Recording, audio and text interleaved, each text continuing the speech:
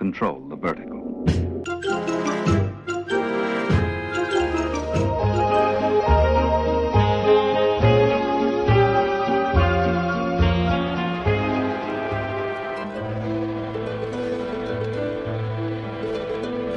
Welcome to Anthologic, the TV anthology podcast. I am your host, Mark. Anthologic is a podcast dedicated to exploring the good, the bad, and the odd of horror, science fiction, and the best of mystery suspense anthology shows and series on TV.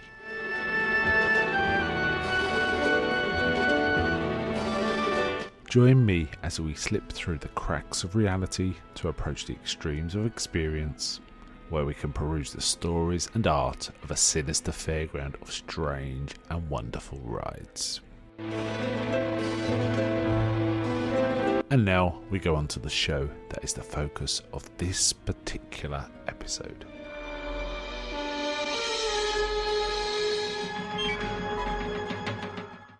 Welcome to this episode of Anthologic with your host Mark. Today we are covering the Twilight Zone, Season 1, Episode 9, a story called Perchance to Dream. Now this is the first Twilight Zone episode written by Charles Beaumont, based on a story of his own writing, and it is called Perchance to Dream. Now, this is an interesting one with quite a bit of sort of backstory, I guess, info about it. It first aired on 27th November 1959. It stars Richard Conte as Edward Hall, John Larch as a psychiatrist called Dr. Rathman, and Suzanne Lloyd as Maya the Cat Girl. Quite an amazing turn by her, actually. Now, this is directed by Robert Florey, who's got quite the prestigious career. He got an uncredited writing. Sorry, he contributed writing to the original Frankenstein film, but wasn't credited for it. He also directed Murders in the Rue Milk in 1932, which is quite the film, fairly expressionistic. And there's a lot of expressionist stuff going on in this episode. A lot of Dutch angles, lots of weird angles, things filmed at unusual perspectives and so on. So it's quite an interesting piece of work. In addition, the music's pretty solid throughout. The music was by Nathan Van Cleve. Yeah, I really liked it. And it's quite the turn by Richard Conte. Now, the original story was published a few years before, I believe, or quite close to this, actually. And it's a slightly, tonally it's exactly the same, but there are some plot elements changed. The presence of Maya is quite significant in this episode, but not so much in the story. She's more as just a woman A kind of thing in this story. And it's about a chap who has got a weak heart but a very vivid imagination, and he's stayed awake for many days. I think in the written story it says 72 hours. In this it's something like 86 or something hours he's been keeping awake, taking grains of something to keep awake. And the psychiatrist says, tell me about it. And he says, no, I can't lie. He goes, do you want to rest? He goes, I can't lie. At first he goes in, lies down, then he gets up. He goes, no, I've got to pace, I've got to walk around. And they're discussing things. And he tells his story. He tells a story of when he was a kid. His mother, he used to have a picture in his house of a sailing boat, and his mother would say, if you stare at it long enough, it'll move, and you can see the sails move. And he describes how that happened, and then which led to this imagination where he could make things happen by just thinking about it, and not literally happen, but in his mind's eye, see it happen. And then he tells that he tends to dream in episodic form. So each time he dreams, it kind of forms a basis of a beginning of a story, and the next dream is the next bit of the story, and so on. Now, apparently Charles Beaumont did this himself. He had a wild imagination, I believe, and he used to dream this way. And there's some interesting stuff in the Twilight Zone companion book. Hold on. the one by Mark Scott Zickery about Charles Beaumont. Someone tells a story of him and Charles Beaumont as friends went to this fun fair, and there was a kid. They decided to go in the fun house even though they were adults. They just thought they'd try it, and there was a kid outside taking the money, cleaning his nails with a flick knife. And so they went into the funhouse, and halfway through, Charles Beaumont started saying, that kid could come and get us at any... I bet he knows this funhouse backwards. He could come get us at any time. Who'd know?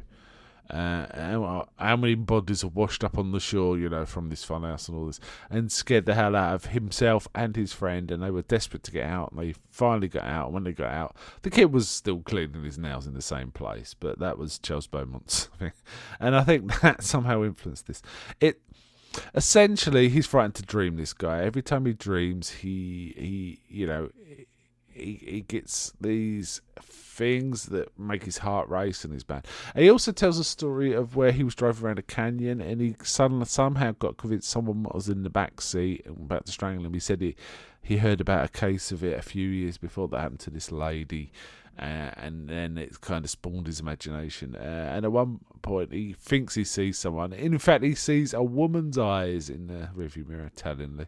And he comes off the road. Luckily, he survives, but it doesn't make it any less dangerous that it happened, that it was in his mind, than if it had really happened. That's the key thing. And eventually he dreams about a fun fair. This is the bit where it gets very, not surreal, that's a bit strong, but weird angles and stuff. This episode reminds me quite a lot of an Outer Limits kind of episode. It had a similar vibe, actually. And then he gets like a huckster sort of trying to persuade customers to go and see the dancing girls, and out comes Maya the cat girl, who moves amazingly, looks amazing. The actress, there's some extra stuff on the Blu-ray set where the actress talks about this thing, and she said back when it aired, she had the only way you saw it is if you actually watched it live. There was no recording mechanism, so she had a date, and she asked the date to watch it with her, and then they go on the date, and she put on this performance where she was totally vamping it up, totally, really great actually. And after it, the date said, "I didn't realise what kind of lady you were, and I don't want to go on this date anymore."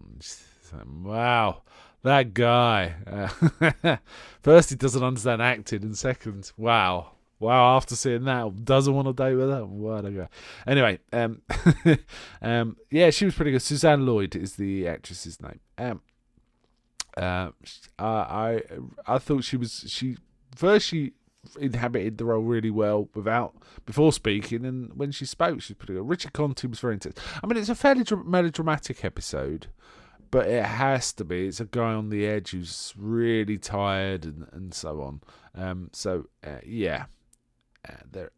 It kind of has to be that way. So I don't blame Richard Conte for that. It just had to be that way. He was really good. Really did a really good job. Pretty standout episode. This, I really liked it. It's still not as iconic or great, in fact, as Time Enough at Last, the one that preceded it, but it's still a pretty good episode. As I mentioned, I also read the short story, Charles Beaumont's short story, which is called Perchance. Now, Charles Beaumont's works is quite hard to get hold of now. The original publications, the original editions of his work, difficult, but I did find on Amazon, on Kindle and paperback, there is a new collection called Perchance the Dream. So I guess this must be his most famous story. I wasn't aware of it until I got to this episode, and it's the first one in the collection, so I read it. It's a punchier version of the story, and there's the elements are stripped right out. It's an ideas story rather than it's not a developed, dramatic, coloured in kind of story. It's A to B. The TV episode actually does a better job of delivering this story, and it's also interesting that it's about a man frightened to dream because what his dreams might do to him, and that's kind of a precursor to Freddy from Nightmare on Elm Street. And apparently, some people pointed that out, but the director of Nightmare on Elm Street has said no, he wasn't influenced by this. It's just a coincidence. Was it Wes Craven? So no, it's quite different in many ways too. So yeah, I don't think it's direct, but I think the idea's there. That's all. I like this one. I thought it was pretty good. It was well directed, well acted, nice script, tight, punchy, not baggy in any way. It really gets on with business. It fills its time really well. Just about squeezes into that time slot too. There's obviously a closing commentary by Rod Serling as ever, but he did not write this. It was Charles Beaumont, and it's a pretty solid piece of work. So I'd recommend this episode. Bye for now. But may I ask, is anybody out there? I'm not.